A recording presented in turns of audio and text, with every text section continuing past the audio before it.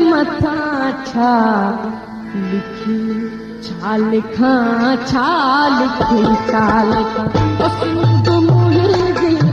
दुनिया जा सिंधियो हिक मुठ थी सिंध बचायो।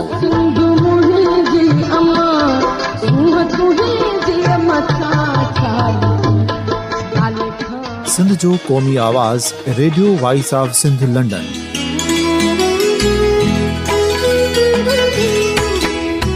Radio voice of Sindh London पंहिंजी नशरियात में सिंध जी सियासत, समाज, इक़्तिसादियात, तारीख़, क़ौमी उमंगुनि ऐं अख़लाक़ियात मुतलिक़ सिंध जी हक़ीक़ी तर्जुमानी कंदे प्रोग्रामनि खे असराइतो बणाइण लाइ सिंध जे घण घुरनि ऐं धरतीअ सां प्यार कंदड़ अदीबनि, दानिशवरनि, सहाफ़ियुनि, उस्तादनि, वकीलनि ऐं हर तबिके जे मानवारनि सजणनि खे सिंध में शऊरी इनक़लाब लाइ सहकार जो सॾु ॾियूं था। अचो त गॾिजी सूफ़ियुनि ऐं संतनि वारी सिंध जो ओज हिक मुठ थी वरी वापसि आणण वारे सफ़र जा साथारी बणिजऊं।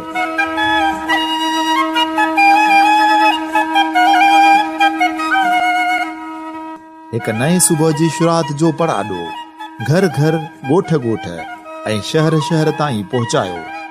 शाल सिंध आबाद ऐं ख़ुशहाल थिए, सिंधी माण्हू सुखियो ऐं सताबो थिए।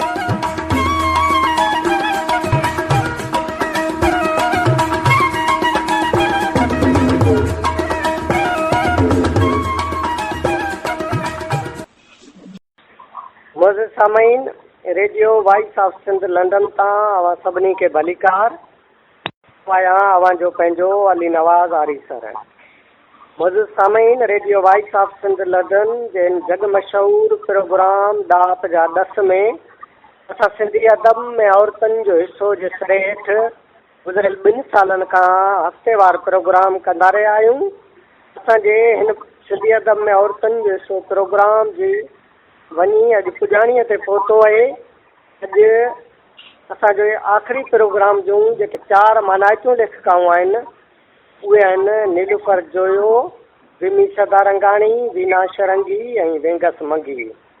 सभ खां पहिरीं आऊं सिंधी ॿोलीअ जे ॾाए दानिश्वर मोहम्मद इब्राहिम जोए जी न्याणी नीलूफर जोयो जो तारफ़ी ख़ाको अवां जे अॻियां पेश कंदुसि। सिंध जे नामवर कहाणीकारा ऐं तालीमी माहिर नीलूफर जोयो सिंध जे ॾाए दानिश्वर मोहम्मद इब्राहिम जोए जे घर में अख खोली। हिन MA BEd ताईं तालीम हासिल कई। हिन सभ खां पहिरीं पंहिंजे वालिद जी नसीहत ते अमल कंदे केसरी ट्रेनिंग कई। उन बाद उस्ताद जे पेशे सां लाॻापिजी 36 सालनि ताईं पढ़ायो। संदसि केतिरा ई शागिर्द हिन वक़्तु सुठनि उहिदनि ते फ़ाइज़ आहिनि। नीलूफर जोयो जीअं त हिकु इल्मी अदबी घराणे में जनम वरितो हो, जंहिं करे संदसि तालीम में तरबियत बि सुठे नमूने थी ऐं अदबी माहौल घर मां ई मिलियो। हिन सभ खां पहिरीं ॿारनि लाइ कहाणियूं लिखियूं जेके ॿारनि जे रिसाले गुलफुल में छपियूं।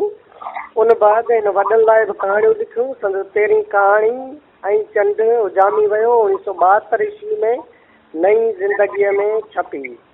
उन बाद साॻे दौर में संदसि ॿी कहाणी दीदी जे उनवान सां मेरान रिसाले में छपी, जिन सिंधी अदब में अलॻि जाइ वालारी ऐं पढ़ंदड़नि वटां भरपूर मोट मिली, जंहिं करे मंजिस न रुॻो एतमाद पैदा थियो पर लिखणीअ में हिकु पुख़्तगी नमूदार थी। हिन रेडियो ते ॿारनि जी ॿारी प्रोग्राम में हिसो वठी नायाब ख़बरूं, अजीब ख़बरूं, तारीफ़ ऐं मज़मून वग़ैरह पढ़िया, जिन खे तमामु घणो पसंदि कयो वियो। उनखां अलावा पाण औरतुनि जे प्रोग्राम सुगड़नि सथ में हिसो वठी औरतुनि जे मसइलनि ते भरपूर तक़रीरूं कयूं।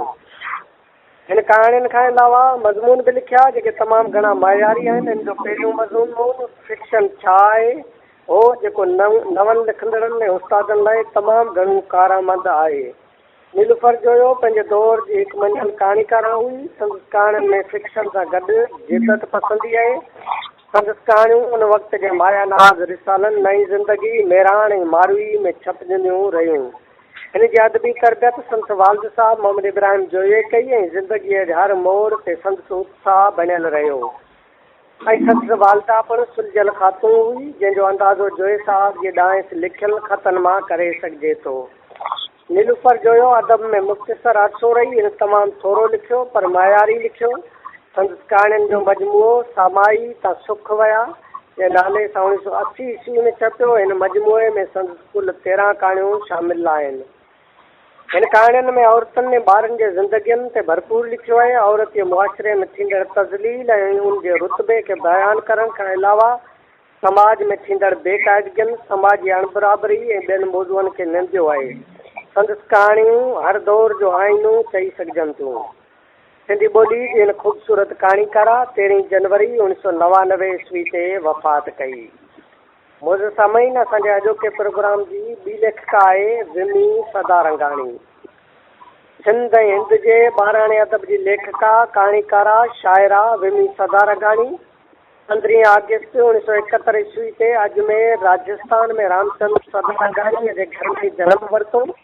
हिन मुख़्तलिफ़ स्कूलनि मां तालीम कराईंदे 3 मज़मूननि में MA इकनॉमिक्स 1993 ईस्वी, सिंधीअ में 1995 ईस्वी ऐं हिंदीअ में 2000 ईस्वी में पास कयाई। उन बाद पाण PhD डिग्री गुजरात यूनिवर्सिटीअ मां 2010 ईस्वी में हासिल करे चुकी आहे। पाण पेशे जे लिहाज़ खां एसोसिएट प्रोफेसर आहे।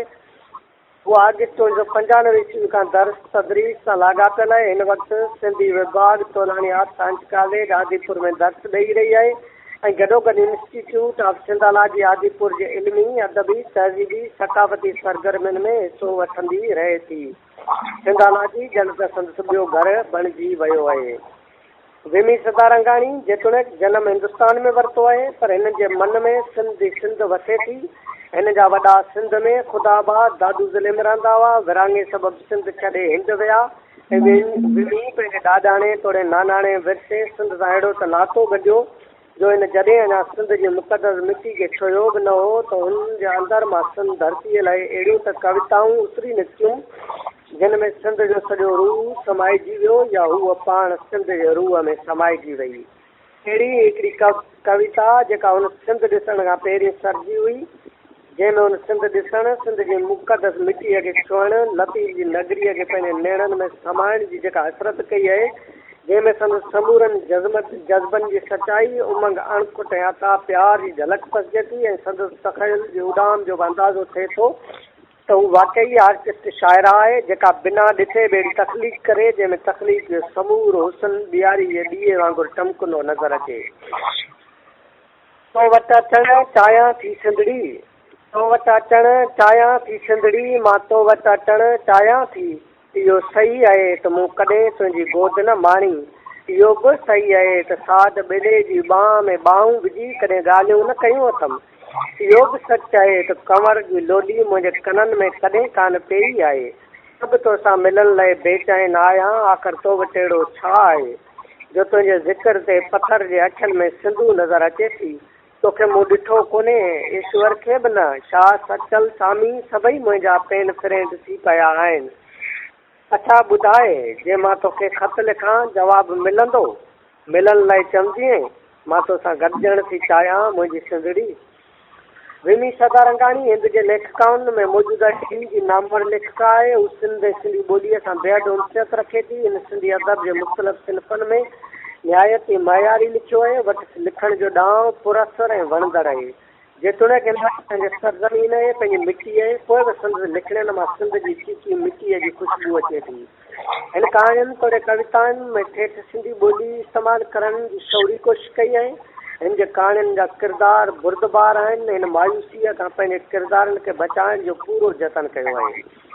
हिन कहाणियुनि में प्लाट जी चूंड अहिड़े नमूने कई आहे जो संदसि कहाणी उन प्लाट खां ॿाहिरि नथी निकिरे।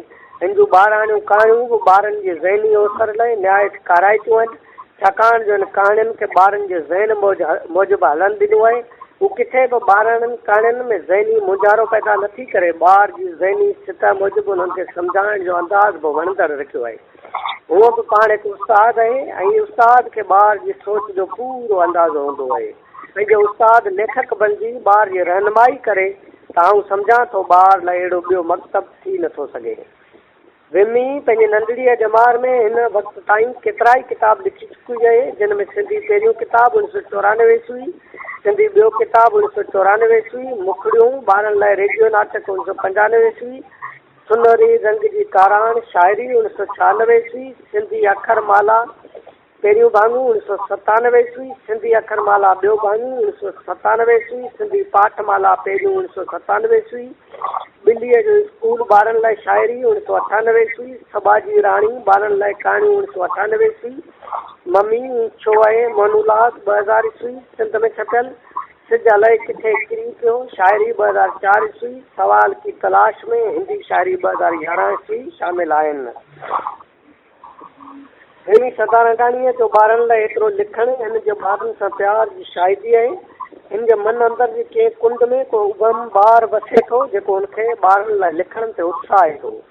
सिंध जो मुमताज़ अदीब ऐं शाइर ताज जो हुन हवाले सां लिखे थो, ॿारनि लाइ लिखणु ॾाढो ॾुखियो कमु आहे ऐं उहो ॾुखियो कमु विमी ॾाढी सहजता, सचाई, दिलि जे ख़ुलूस ऐं सनी सां कयो आहे। ख़ुदि विमी सदारंगाणी जो ॿारनि अदब बाल साहित्या लाइ रायो आहे त बाल साहित्या जे नाले में छपजंदड़ गीतनि, कहाणियुनि वग़ैरह में घणो करे ॿारनि मथां मढ़ियल वॾनि जी दुनिया हूंदी आहे, पर विमीअ जा गीत, नज़म, कहाणियूं, नाटक तोड़े मोनोलॉग इहे फिल्म में लिखियल ॿारनि लाइ वीचार पढ़जनि था त महसूसु थिए थो त उन्हनि में ॿारनि जी पंहिंजी निजी दुनिया मौजूदु आहे। भेरा सिंधी यादगार करे चुकी आहे। पहिरियों भेरो 2004 ईस्वी में सिंध ग्रेजुएट एसोसिएशन ऐं सिंधी अकादमी दिल्लीअ पारां मुनक़िद कयल शाह सचल सामी कॉन्फ्रेंस कराचीअ में शिरकत करे सिंधी शाइरीअ में औरत जो बदिलजंदड़ अक्स जे सिरे हेठि मकालो पेश कयो। ॿियो भेरो जनवरी 2012 ईस्वी में सखावत खाते हुकूमत सिंध पारां शाह अब्दुल लतीफ़ भिटाई जे 268 उर्स जे मौक़े ते सॾायल इंटरनेशनल कॉन्फ्रेंस में शाह जे रिसाले जा भारत में थियल तर्जुमा मकालो पेश कया आहिनि। हूअ सिंध ऐं हिंद खां ॿाहिरि सिंधी सेखारणी जे सिलसिले में लेक्चर बि ॾेई चुकी आहे, जिन में पहिरियों भेरो सिंगापुर में सिंधी एसोसिएशन पारां सिंधी कोर्स प्रोफेसर प्रीतम वरियामाणी सां गॾु 1995 ईस्वी में ऐं ॿियो भेरो अलनाया यूनिवर्सिटी USA में 1 महीने जो कोर्स प्रोफेसर जेनिफर कोल सां गॾु 2000 ईस्वी में आम आहिनि। विमी सदारंगाणी खे इल्मी अदबी मञता तौर केतिरनि इदारनि पारां अवार्ड ऐं इनाम पिणु मिली चुका आहिनि, जिन में मुखड़ियूं ॿारनि लाइ नाटक ते गुजरात अकादमी पारां इनाम 1995 ईस्वी, मम्मी छो आहे ॿारनि लाइ मोनूलॉग ते NCART पारां टियों बाल साहित्य पुरस्कार 1998 ईस्वी, नारायण श्याम अवार्ड बहितरीन नौजवान अदीब कैटेगरी अखिल भारत सिंधी ॿोली ऐं साहित्य सभा पारां 2021 ईस्वी, सिंधी साहित्य जे खेत्र में योगदान लाइ सिंधी अकादमी पारां अवार्ड 2023 ईस्वी, मम्मी छो आहे ॿारनि लाइ मोनूलॉग ते गुजरात अकादमी पारां पुरस्कार 2004 ईस्वी, सिंधी तइलीम जे खेत्र में योगदान लाइ अखिल भारत सिंधी ॿोली ऐं साहित्य सभा पारां कॉलेज एजुकेशन अवार्ड 2008 ईस्वी शामिल आहिनि। विमीअ जा ॿारनि लाइ लिखियल 2 किताब सबाजी राणी ऐं मम्मी छो आहे सिंध में हिकु मक़बूल समाजी तंज़ीम सरदी पारां नौजवान लेखक दिलीप कोठारी 2005 ईस्वी में छपाए पधरा कया, जिन खे ॿारनि तरफ़ां भरपूर मोट मिली। अहिड़ीअ तरह पाण सिंध ऐं हिंद में घणी पढ़ी वेंदड़ लेखिका आहे ऐं पाण सिंधी साहित्य में मुसलसल जाको ॾींदी रहे थी। पाण अणथक ऐं अणविरत इंसान आहे। हिन वक़्तु आदिपुर कच्छ में रिहाइश पज़ीर आहे। मुंहिंजे साम्हूं असांजा अॼु हिन प्रोग्राम जी टीम लेखिका आहे हिंद में सिंधी ॿोली जी सफ़ीर वीना शरंगी। ऑल इंडिया रेडियो जी सिंधी नशरियात में उमिरि अर्पींदड़ सिंधी ॿोलीअ जी ख़ूबसूरत शाइरा, कहाणीकारा, लेखिका वीना शरंगी 16 फरवरी 1948 ईस्वी के लाड़काने ज़िले जे शहर शहदादकोट हाणोको कंबर शहदादकोट में महाराज गोपी कृष्ण जे घर में जनम वरितो। हिन जॾहिं सिंध जी सरज़मीन ते अखियूं खोलियूं हुयूं त हीअ सिंध उहा सिंध न रही हुई जंहिं सिंध खे हिन जी माउ ॾिठो हो या जंहिं सिंध खे हिन माउ जी कुख में फसियो हो, पर हीअ सिंध त विरांङे जे वॾ में वॾिजी चुकी हुई। जेतोणीकि सिंध मां उन वक़्तु केतिरा ई ख़ानदान लॾे हिंदुस्तान वञी चुका हुआ, पर हिन ख़ानदान पंहिंजी मातृभूमीअ खे छॾणु पसंदि न कयो ऐं वीना जो जनमु सिंध जे हिसे में आयो। वीना जो वालिद शहदादकोट जे म्यूनिसिपल कमेटीअ जो मेंबर हूंदो हो ऐं हिन ख़ानदान खे शहदादकोट जा हिंदू तोड़े मुस्लमान इज़ती निगाह सां ॾिसंदा हुआ। हीउ ख़ानदान निहायती पढ़ियल लिखियल ऐं ख़ुशहाल हो, जंहिं करे वीना जी तालीम तोड़े तरबियत बि शाणे नमूने थी। हिन 5 दर्जा Sindhi government primary school Shahdadkot मां पास कया, matric municipal high school Shahdadkot मां ऐं BA ताईं ख़ानगी तौरु तालीम हासिल कई। वीना शरंगी नंढपण खां ई लिखणु शुरू कयो। हिन शुरूआती तौरु नंढियूं कहाणियूं लिखणु शुरू कयूं। उन बाद हिन जो रुख़ शाइरी ॾांहुं थियो। ऐं मुसलसिल लिखंदी रही। ईअं लिखंदे लिखंदे अदब जे मैदान में हिकु पुख़्ती शाइरा ऐं नसर नवीस बणिजी वई। इन विच में संदसि ख़ानदान 1971 ईस्वी में भारत लॾे वियो। 71 ईस्वी वारी जंग में बांग्लादेश जे हिसे में आज़ादी आई ऐं वीना जे हिसे में सिंध बदिरी आई। पर संदसि हिकु भाउ पंहिंजे अबाणनि कखनि में रही थो, जिते उहो अॼु बि पंहिंजे वॾड़नि जे विरसे खे संभालींदो अचे पियो। हिन पंहिंजे घर में हिकु स्कूल क़ाइमु कयो आहे, जंहिंमें केतिरा ई ग़रीब ॿार मुफ़्त में पढ़नि था। पाण ई संदसि घरवारी उन स्कूल जी निगरानी कनि था।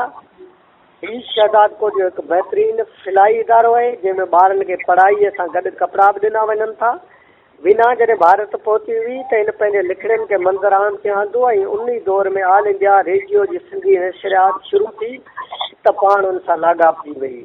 ईअं पियो महसूसु थिए ॼण ऑल इंडिया रेडियो खे वीना शरंगीअ जो ई इंतज़ारु हो। ऑल इंडिया रेडियो जी सिंधी नशरियात जी पहिरीं ख़ुशख़बरी इहा हुई जो हुन सां सभ खां पहिरीं हिंदुस्तान जे अज़ीम भॻवान इंदिरा गांधी पारां बांग्लादेश खे मुल्क जी हैसियत सां क़बूल करण जी ख़बर नशर थी हुई। उन वक़्तु शेख अयाज़ ऐं रशीद भट्टी सखर जेल में क़ैद हुआ ऐं जॾहिं अयाज़ जे कननि इंदिरा गांधीअ जो इहो ऐलान ॿुधो हो त अयाज़ तबसरो कंदे चयो हो त इंदिरा पंहिंजे पीउ खां गोए खणी वई। अहिड़ीअ तरह वीना शरंगी उन चैनल सां लाॻापिजी वई जंहिं चैनल तां पहिरीं ख़बर हिकु मुल्क जी आज़ादी जी गूंजी हुई।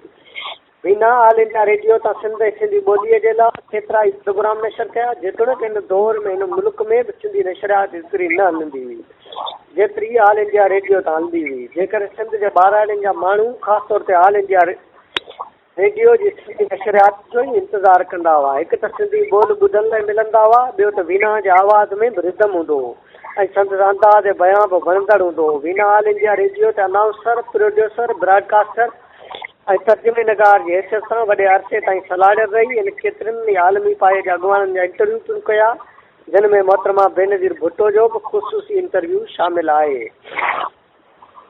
रेडियो जी दुनिया खां अलावा वीना अदबी मैदान में बि पाण मल्हायो आहे ऐं हिन अदब जी दुनिया जो बाक़ाइदे आगाज़ 1984 ईस्वी खां कयो। संदसि हिन वक़्त ताईं केतिरा किताब छपजी चुका आहिनि, जेके शाइरी, सफ़रनामनि, कहाणियुनि, मक़ालनि ऐं यादगिरियुनि ते मुश्तमिल आहिनि।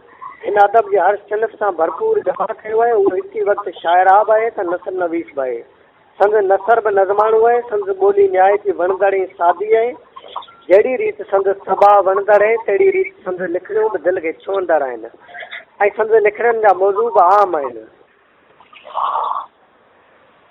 हिन कहाणियुनि में जिते औरत खे मान कोठियो आहे, उते हिन समाज जे ॿियनि मसइलनि खे बि ओतिरी जाइ ॾिनी आहे। उहो अदबी हवाले सां न औरत आहे न मर्द आहे, उहो तख़लीक़कार आहे ऐं तख़लीक़ सां उहो निबाह करण बि ॼाणे थी। संदसि छपियल किताबनि में किन जो ज़िक्र हिते कजे थो।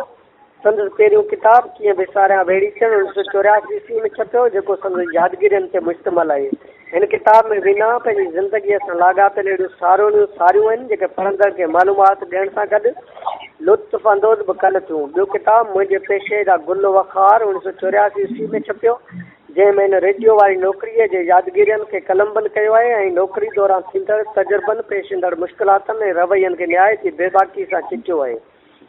पखा ऐं पवार ॾिठे मूं ॾींहुं थिया, सफ़रनामो 1987 ईस्वी। ॿियो छापो सिंध में 2014 ईस्वी। हीउ सिंध जो सफ़रनामो आहे, जंहिंमें न सिर्फ़ु सिंध जो सारियूं सलियूं आहिनि, पर हिन अहिड़ा त उजरा अहसास चिटिया आहिनि जिन में सिंध जी हक़ीक़ी मंज़र निगारी थियल ॾिसिजे थी ऐं सिंध मां मिलियल प्यार खे जंहिं पवित्रता सां समायो आहे तंहिंजो काथो करे ई नथो सघिजे। वीना जी सिंध परस्तीअ जो अंदाज़ो हिन मां लॻाए सघिजे थो त जॾहिं हू टोड़ी फाटक वटां गुज़रे थी ऐं जॾहिं हू टोड़ी ते बेगुनाह मारिजी वियल कुंदरनि जा अहसास चिटे थी त हू पाण त रुनी हूंदी, पर आउं दावा सां चवां थो त हर पढ़ंदड़ जूं अखियूं अणमुदाए ते मींहं जहिड़ा वसी थियूं हूंदियूं। किथे किथे त हू सफ़ा ॿार बणिजी थी पए। उन वक़्तु ईअं महसूसु थो थिए ॼण के उभम ॿार खे पंहिंजी माउ जी छाती खां धार कयो वियो हुजे ऐं वरनि खां पोइ उहो ॿार जॾहिं पंहिंजी उन माउ जे भाखड़नि में भरिजे थो त उनजे अंदर में समायल समूरो दर्द सिंधूअ जी पालोट जीअं पलटिजी पियो हुजे। पाण ई हिकु जाइ ते लिखे थी त आसी ज़मीनी मिलियो जंहिं चयो त अव्हांजी तरतीब ॾिनल प्रोग्राम मूं 1 साल जूं कैसेट्स रिकॉर्ड करे रखियूं आहिनि। मुंहिंजो त हैरत विचां वाती फाटी पियो। मूं अॼु ताईं पंहिंजे आवाज़ कैसेट बि कान भरी आहे, जॾहिं त हिन सॼे साल जूं कैसेटूं महफ़ूज़ कयूं आहिनि। आसी फरमाइश कई त हिन खे तस्वीर कढणी आहे। मूंखे इनकार करण जी ज़रूरत कान थी। आसी चयो, अदी मां अव्हां जी तस्वीर सिंधी नक्शे जे विच में कढणु थो चाहियां। अभी भले पंहिंजो सफ़र मुकमल करे भारत हलिया वञो, पर मां अव्हांखे सिंध जे दिलि में विहारणु चाहियां थो। हुनजे जज़्बनि खे ॾिसी मुंहिंजी ज़ुबान खे ताला लॻी विया। मां नक्शे अॻियां ख़ामोशीअ सां अमर सिंध जे सीने में समाइजी वियसि। उन वक़्तु अंदरि मां आवाज़ उभरियो, मुंहिंजी ज़िंदगीअ जो हसीन हादिसो। अखीअ जी कैमरा उन हसीन हादसे खे महफ़ूज़ करे वरितो। बाद में उन तस्वीर ते ज़मीनी लिखियो, सिंध जी हंज में भेण वीना। सिंध जे सीने में समाइजण जी हसरत ऐं उन हसरत इहो पूराए कि ज़िंदगीअ जो हसीन हादिसो सम्झंदड़ वीना, जंहिंजे अंदर में सिंध समायल आहे, उन सिंध जे इंच इंच सां कीअं मोहबत कई आहे, उनजो अंदाज़ो हिन सफ़रनामे मां लॻाए सघिजे थो। हीउ सफ़रनामो न पर सिंध जे इश्क जो अज़ली दास्तान आहे जेको वीना जे कलम मां वेझी निकितो आहे। साॻे सफ़रनामे में पंहिंजे पारां में हू लिखे थी, जॾहिं सिंध जे सफ़र तां मोटी रेडियो जी ड्यूटी जॉइन कई ऐं पघार वठणु वियसि त मई महीने में जेका इंक्रीमेंट मिलण वारी हुई उहा जून वारे पघार में शामिल न हुई। पुछा करण ते कैशियर चयो, मोकल दौरान इंक्रीमेंट न मिलंदी आहे, तोखे हिन साल न ॿिए साल मिलंदी। मुंहिंजे वातां धार निकिरी वई, अलाह रे इंक्रीमेंट न मिली। कैशियर चहिरे तरफ़ निहारण लॻो। दिलि में चयमि, जीजल सिंध, तुंहिंजो अञा बि कर्ज़ु अदा करणो आहे छा? ॿी साथ लबनि ते मुस्कुराहट अची वई ऐं दिलि मां आवाज़ उभरी, भला अहमद जो बि को कर्ज़ु अदा करे सघंदो? वीना जी सिंध सां मोहबत या कमेंट जो अंदाज़ो हिन सिट मां लॻाए सघिजे थो, भला अमर जो बि को कर्ज़ु अदा करे सघंदो? ज़िंदगी हिकु नाटक कहाणियूं 1988 ईस्वी, मुंहिंजा मासूम सजन नाविल 1999 ईस्वी, संत कहाणियुनि जो किताबु वासना जो वासिंग 1996 ईस्वी में छपियो, जंहिंमें कुल 10 कहाणियूं आहिनि जेके समाज जे सभिनी चङाइनि खे निर्वार कनि थियूं, सभिनी बुराइनि तां परदो खणनि थियूं। संत शाइरीअ जो पहिरियों किताबु अजंता जी मूरत 1997 ईस्वी में छपियो। हिन किताब जे मुआद में पाण पंहिंजी शाइरीअ जे हवाले सां लिखे थी। 1989 ईस्वी में शमशेर लाहिरी अदीब मारवी तंज़ीम जे लतीफ़ कॉन्फ्रेंस दौरान थियल मुशाइरे में संदसि कविताऊं ॿुधी सलाह ॾिनी त ख़्याल सुठो अथई, बर वज़न ते शाइरी कर। वीना शरंगीअ जो मुंझारो उहो ई, वक़्त ऐं हालतनि तरफ़ां रंड पवंदी रही, ज़िंदगी भाङा भाङा, छा करियां छा न करियां। साॻे साल हिकु ॿियो शानदार किताबु गेस्ट एडिटर छपियो जेको सिंधी साहित्य अकेडमी दिल्लीअ पारां मशहूरु नाटक नवीस ऐं सिंधी अदब जे नाले वारे अदीब मंगाराम मलकाणी ऐं सिंध ऐं हिंद जे मञियल शाइर लेखराज अज़ीज़ जे 100 साला जश्न जे मौक़े ते पढ़ियल मकालनि ते मुश्तमिल आहे। ॿियनि किताबनि में रेखा जी रेखा कहाणियूं, पुछां तां काफ़र, अधु खुलियूं अखियूं कहाणियूं, पाण सुञाण सुपरी मकाला, गैरत बेगैरत कहाणियूं, बस्तावर कहाणियूं, बदिलो कहाणियूं, पुटु सोचड़ो पियो कहाणियूं, पछता कहाणियूं, ॾायूं ॾुख ॾिसनि कहाणियूं, वारस लावारस कहाणियूं, आ ग़रीबां कर खुदाई कहाणियूं, रन ज़ातियूं कहाणियूं, बेश्त जी बार कहाणियूं, महात्मा गांधीअ जी जीवन जूं कहाणियूं, बाबू जे जीवन मां आखाणी तर्जुमो कयल, सिंधू जोत एडिट कयल शामिल आहिनि। संत जी किताब सिंधी अदब में अहम जाइ वालारीनि था। अहिड़ीअ तरह संत ॿियो किताब जेको शाह लतीफ़ मुतलिक़ दस्तावेज़ जी हैसियत रखे थो सो आहे केचा आयो काफ़िलो। हीअ हिंद में औरतुनि जी तंज़ीम मारवी पारां शाह लतीफ़ ते मुनक़द थियल 4 बैनुल अक़वामी सेमिनारनि 1987 ईस्वी, 1989 ईस्वी, 1991 ईस्वी, 2021 ईस्वी में पढ़ियल मकालनि जो मजमूओ आहे, जंहिंमें सिंध ऐं हिंद जे आलमनि अदीबनि जा शाख़ई जी शाइरी, फ़िक्र, फ़िलसफ़े ऐं हुबल बुतरीअ मुतलिक़ 25 मकाला शामिल आहिनि, जिन में 22 सिंधी, 1 उर्दू ऐं 2 अंग्रेज़ी में आहिनि। हीअ किताब मारवी पब्लिकेशन पारां 2005 ईस्वी में छपिजी पधिरो थियो। हिन किताब में हुन सिंध ऐं लतीफ़ जी नगरीअ सां संदसि उनसियत या अहसास निहायत सुहिणे नमूने चिटिया आहिनि, जंहिंजो हिकु पैराग्राफ अव्हांजे अॻियां पेश कजे थो। मां पाण खे ख़ुशकिस्मत बायां थी जो मां लतीफ़ जी दरगाह ते 2 भेरा सजदो करे आई आहियां। हिकु भेरो करार ढंढ जे किनारे जो मंज़र माणे आई आहियां। हर भेरे सीने में वरी वरण जी तमन्ना जाॻंदी आहे। रात जे पहर भिक्षा ते फटदनि ऐं ॻाइणनि तरफ़ां शुरू थींदड़ राग रंग जी महफ़िल में हर पहर जे कलाम जो लुत्फ़ माणियो आहे। वीना जी शाइरी तोड़े नसर ऐं तहक़ीक़ जो सफ़र न खुटणो आहे। हिन सफ़र में हिन ॿारनि खे बि विसारियो न आहे। हिन ॿारनि लाइ बि ख़ूबसूरत कहाणियूं लिखियूं आहिनि। मिठड़ी मुर्क बाल कहाणियूं सूफ़ी किताब 2011 ईस्वी में छपिजी पधिरो थियो आहे, जंहिंमें कुल 8 कहाणियूं शामिल आहिनि। हिन किताब जो मुआद ॿारणे अदब ते PhD कंदड़ नामवर मोहक़िक़ ऐं नक़ाद हुंदराज बलवाणी लिखियो आहे। हीअ बुनियादी कहाणियूं आहिनि जेके ॿारनि जी अवस्था लाइ रहनुमाई पैदा कंदियूं। वीना शरंगीअ खे सिंधी ॿोली ऐं अदब में ख़िदमतनि जे एतिराफ़ तौरु केतिरा ई अवार्ड ऐं एज़ाज़ मिली चुका आहिनि, जिन में Ishwari Bai Bakhshani award, 1994 women of the year award, 1994 doctor Harumal Sadarangani gold medal, 1995 all India Sindhi culture society Jaipur ऐं professor Ram Panjwani culture centre Mumbai पारां गोल्ड मेडल। संदसि किताब कीअं विसारियां वेड़ी चंद खे तइलीम खाते इंडिया पारां बहितरीन किताब जो award, central Hindi directorate ministry of HRD government of India पारां अवार्ड, नई दुनिया पब्लिकेशन मुंबई पारां अवार्ड आम आहिनि।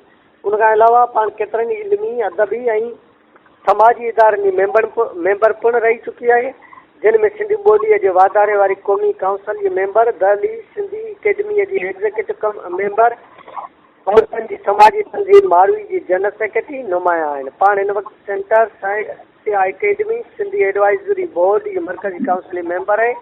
हीअ तमामु वॾी तंज़ीम आहे। हिन में कुल 50 ॿोलियुनि जी नुमाइंदगी हूंदी आहे, जंहिंमें सिंधी ॿोली बि शामिल आहे।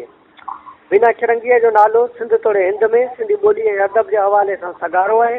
हिन सिंधी अदब जी तरक़ीअ जे हवाले सां केतिरनि ई प्रोग्रामनि ऐं बैन अवी कॉन्फ्रेंसनि में शिरकत करे सिंधी क़ौम जी नुमाइंदगी पिणु कई आहे। हू बैन अवी सिंधी कांग्रेस जे सेमिनारनि लंडन ऐं अमेरिका में शिरकत करे चुकी आहे। पाकिस्तान समेत ॿियनि केतिरनि ई मुल्कनि में मुख़्तलिफ़ प्रोग्रामनि में शिरकत करे हिन सिंध ऐं सिंधियत जो पैगाम पहुचायो आहे। हिन पंहिंजी ज़िंदगीअ जो घणो अरसो ऑल इंडिया रेडियो नई दिल्लीअ ते सिंधी प्रोग्रामनि खे ॾिनो आहे, जिते वीना जो आवाज़ सिंध जो आवाज़ बणिजी गूंजंदो रहियो आहे। सिंध सां बेलोस मोहबत जो काथो त हरगिज़ नथो करे सघिजे, छाकाणि जो पाण हिंद ऐं सिंध जे सरहद जे विच में सिंध ऐं सिंधी ॿोलीअ जे लाइ हिकु पुल जो किरदारु अदा कंदी रही आहे। उनखां अलावा पाण हिकु सुठी समाज सुधारक बि आहे त सहाफ़त में बि सिंध खे ज़िमतूं नुमाया आहिनि। पाण हिन वक़्तु आंध्रापुरी नई दिल्लीअ में रिहाइश पज़ीर आहे। मुंहिंजो सामईन इहे असांजी वीना शरंगी, जंहिं मुंहिंजे हिन किताब सिंधी अदब में औरतुनि जो हिसो जो मुआवज़ो पिणु लिखियो आहे। ऐं असांजे अॼोके हिन प्रोग्राम जी चोथीं कलमकार आहे क़ौमी कलमकार विंगस मंगी। सिंधी अदब में कालम नवीसीअ में पंहिंजी अलॻि सुञाणप क़ाइमु कंदड़ नौजवान लेखकार विंगस जो तालुक़ु सिंध जे इल्मी अदबी मर्कज़ शिकारपुर जे हिकु इल्मी अदबी सियासी ऐं समाजी घराणे मंगी ख़ानदान सां आहे। संद वालिद मुमताज़ मंगी सिंधी अदब जो सुठो लेखारी आहे। विंगस ते ई नालो जदीद सिंधी शाइरीअ जे बानी शेख हयात पंहिंजी धीअ जे नाले जी निस्बत रखियो हो ऐं धीउ करे छॾियो हो। सिंध जी क़ौमी सियासत सां सलाहियल शहीद कयूं मंगी संदसि मामू हो, जंहिं करे सभु इल्मी तोड़े अदबी अवसर ऐं क़ौम परस्ती वारे घराणे में थी। विंगस मौजूदा टई जी बहितरीन कलाकार आहे। हिन मुतालो तोड़े मुशाहिदो वसी आहे। पाण समाजी तंज़ीमनि सां सलाहियल हुअण करे मुख़्तलिफ़ मुल्कनि जा दौरा बि करे चुकी आहे, जंहिं करे हिन जे लिखणनि में दुनिया जे अदब जी ख़ुशबू महसूसु थिए थी। हिन वटि न मौज़ूअनि जी खोट आहे ऐं न मुताले जी। हू मुसलसिल लिखंदी रहे थी, न हुनजो कलम थो थकिजे, न हू पाण खे हार मञे। हिन जूं लिखणियूं क़ौमी पसमंज़र में लिखियल हूंदियूं आहिनि। हिन करंट अफेयर ते वधि खां वधि लिखियो आहे, पर हिन सिंध जे समाजी हालतुनि जो तर्जियो बि शानदार कयो आहे ऐं क़ौमी सूरत हाल ते बि हिन बहितरीन छंछाण कई आहे। हिन जिते क़ौमी तारीख़ुनि जे दिफ़ा में लिखियो आहे, उते हिन क़ौमी तारीख़ुनि जे मनफ़ी लाड़नि ते तनक़ीद बि कई आहे। सिंध लिखणनि जी ॿोली ॾाढी सख़्तु हूंदी आहे, अहिड़ो अंदाज़ो हिन कालम मां लॻाए सघे थो। असां हिन ई सेशन में कुझु ॾींहं अॻु लिखी चुका आहियूं, सिंध में वरी बलूचिस्तान जहिड़ियूं हालतूं पैदा न कयूं वञनि। जेकॾहिं हिसायो ऐं दॿायो वेंदो त पोइ हालतूं ख़राब थी सघनि थियूं। न थींदो सिंध जे नाकानी शागिर्दनि खे खंभियो वञे, उमेद रखी वञे त सभु बहितर रहंदो। वफ़ाक़ में मुस्लिम लीग नून जी हुकूमत करे शायदि सिंध जूं सियासी क़ौम परस्त पार्लियामेंटरी पार्टियूं ख़ामोशी इख्तियार करण खे तरजीह ॾियनि, या वरी उहे पार्टियूं जिन अरब मुल्कनि जा चकर हया आहिनि उन्हनि खे अणसिधी तरह चुप रहण लाइ चयो वियो हुजे। सिंध जे कुलनि ते मुसलसिल नौजवाननि जा लाश मिलण खां पोइ बि सिंधी ख़ामोश आहे, ॼण कुझु थियो ई न आहे। सिंध जी धरती कॾहिं खां अहिड़ी ख़ामोशी इख्तियार कई आहे। हिन क़िस्म जी ख़ामोशीअ खे सवली सिंधीअ में बुज़दिलानी ख़ामोशी चइबो, जॾहिं हिकु पासे बेगुनाह नौजवाननि खे खंभे खयूं वञे ऐं ॿिए पासे शागिर्दनि जा लाश ॾिना वञनि। पाकिस्तान जी प्यारे ऐं जमहूरियत परस्त मीडिया खे कहिड़ी मयार ॾिजे जो हू सिंध जे झोल में ईंदड़ लाशनि ते कुझु ॻाल्हाइनि। उन्हनि करे पहिरीं चप चोया आहिनि जो हाणे उहे ॻाल्हाईंदा। गुज़िरियल केतिरे अर्से खां झोनी अख़बार इबरत में लिखंदी रहे थी ऐं इबरत में न्यूज़ रिव्यू जे नाले सां रोज़ानो ताज़ी सूरत हाल जो जाइज़ो पेश कंदी रहे थी। ऐं हिन इबरत लाइ सिंध जे केतिरनि ई नामवर शख़्सियतनि खां इंटरव्यू कया आहिनि, जिन में बलूचिस्तान जे नाले वारे सियासी अॻुवान नवाब अकबर बुक्टी ऐं क़ौम परस्त अॻुवान नवाब ख़ैर बख़्श बरीअ जा इंटरव्यू यादगार आहिनि। संत जिन क़िस्म जा इंटरव्यू तारीख़ जो हिसो आहिनि उन्हनि खे जे किताब जी सूरत न आणिजे त अदब में हिकु बेबा इज़ाफ़ो थींदो। संत मुतालो वसी हुअण करे हू सिंध जे बैन अक़वामी सतह ते भेट करण जो बि फन ॼाणे थी। हू बहादुर कलमकार आहे। उनजे लिखणनि में ख़ुदि एतमादी घणी नज़र अचे थी। वेंगस जी हिकु भेण पिरा मंगी पुण सुठी कालम निगार आहे।